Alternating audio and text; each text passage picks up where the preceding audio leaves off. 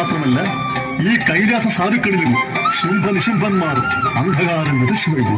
നാരദ മഹർഷി, ഈ ദുഃഖത്തിൽ നിന്നും ഒന്ന് കരകയറാൻ എന്തെങ്കിലും ഒരു മാർഗം പറഞ്ഞു തന്നാലും. അതെ, പ്രപഞ്ചനാഥായ പരമേശ്വരൻ അടുത്തുള്ളപ്പോൾ ദേവി എന്തിന് ദുഃഖിക്കുന്നു? അദ്ദേഹം മനക്കണ്ണിൽ എന്തെങ്കിലും കണ്ടിരിക്കും. ഇക്കാര്യത്തിൽ നാം നിസ്സഹായനാണ് മഹർഷി. അങ്ങക്ക് യുക്തമെന്ന് തോന്നുന്നത് പാർവതി ദേവിക്ക് ഉപദേശിക്കാം. നാരായണ നാരായണ. കേവലം ഒരു ദേവർഷിയായ നാരദൻ ശക്തിസ്വരൂപിണിയായ പാർവതി ദേവിക്ക് ഉപദേശം കൊടുക്കാനോ? ശംഭോ മഹാദേവ. ദേവി, ഇച്ഛാശക്തി കൊണ്ട് നേടാൻ കഴിയാത്ത ഒന്നുമില്ല എന്നല്ലേ ശാസ്ത്രം. മനസ്സിനെ ഏകാഗ്രമാക്കി ദേവിയുടെ ഈ കറുപ്പ് നിറം മാറാനുള്ള യത്നം നടത്തിയാൽ അത് മാറുക തന്നെ ചെയ്യും. നാരായണ പറഞ്ഞു വരുന്നത്, കഠിനമായ ഒരു തപസ്സിലൂടെ ദേവിക്ക് ദേവിയുടെ പഴയ വർണ്ണം വീണ്ടെടുക്കാനാകും എന്നാണ്.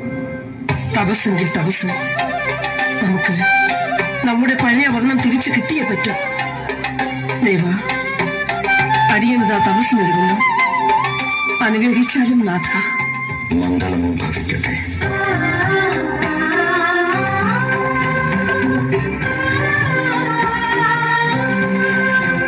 നാരായണ നാരായണ. അപ്പോൾ പോകേണ്ടതെല്ലാം പോകേണ്ട വഴിക്ക് തന്നെയാണ് പോകുന്നത്. ഈ നാരദന് രംഗം വിടാം.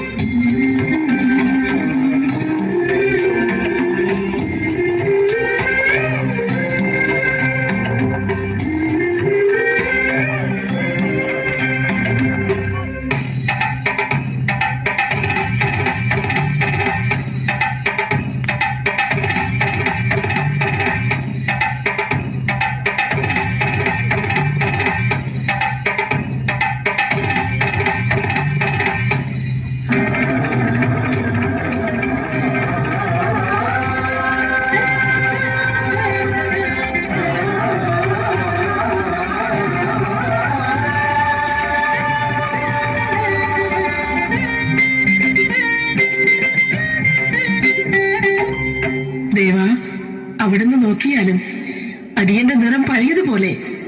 എല്ലാം സംഭവിക്കേണ്ടതുപോലെ തന്നെ സംഭവിക്കുന്നു ദേവി. ദേവി ഒന്ന് അങ്ങോട്ട് നോക്കൂ.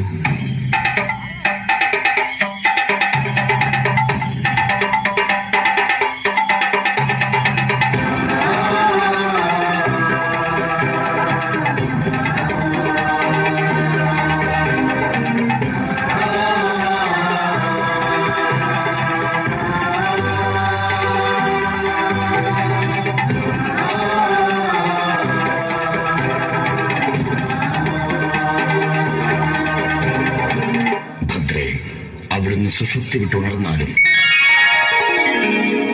ദേവ, എന്താണ് ഇതൊക്കെ? ആരാണ് ഈ തേജസ്സുറ്റ സ്ത്രീരൂപം? നീ തപസ്സിലൂടെ ഉപേക്ഷിച്ച നിന്റെ ശരീരകോശങ്ങളിൽ നിന്നുമാണ് ഈ ദേവിയുടെ ജനനം. അത്രേ, പാർവതിയുടെ കോശങ്ങളിൽ നിന്നും ജനിച്ചതുകൊണ്ട് നീ കൗശികി എന്നറിയപ്പെടും. ദേവ, പരമേശ്വര, അരുളിച്ചൂടണം. എന്താണ് അതിന്റെ ജന്മലക്ഷ്യം? അധർമ്മചാരികളായ ശുംഭനിശുംഭന്മാരുടെ അന്ത്യം. ആത്മപോലെ മഹേശ്വര. സിംഹാരൂഢയായ ലളിതാ പരമേശ്വരിയുടെ അംശാവതാരം തന്നെയാണ് ദേവിയും.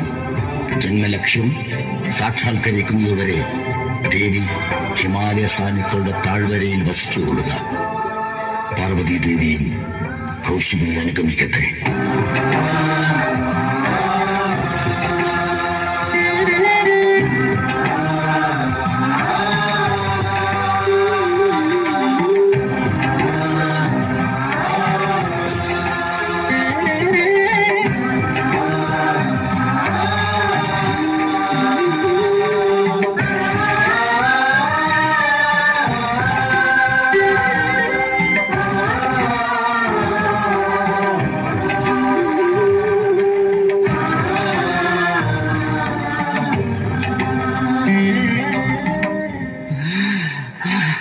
പരമേശ്വര, ദേവ, അടിയനിത ഹിമവത്സാനുക്കളിലേക്ക് യാത്രയാവുകയാണ്.